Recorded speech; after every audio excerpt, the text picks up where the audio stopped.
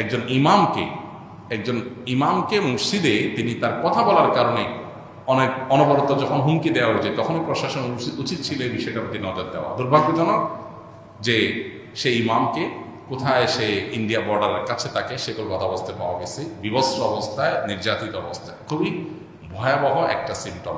যদি এই সমস্ত ঘটনা পরিকল্পিতভাবে কেউ কোনো ফাঁদ তৈরি করে করছে কিনা, মুসলমানদেরকে অশান্ত করার জন্য করছে কিনা, সেটাও ভাববার মতো বিষয়। এই জন্য আমাদের খুবই সুচিন্তিত পদক্ষেপ নিতে হবে, বুঝে শুনে, জোশে জজবায় কোনো ভুল কাজ করা যাবে না। কিন্তু এই সন্ত্রাসী সংগঠন এবং তাদের কার্যক্রম এটা বন্ধ করার জন্য এই সমস্ত ইস্যুগুলো যথেষ্ট।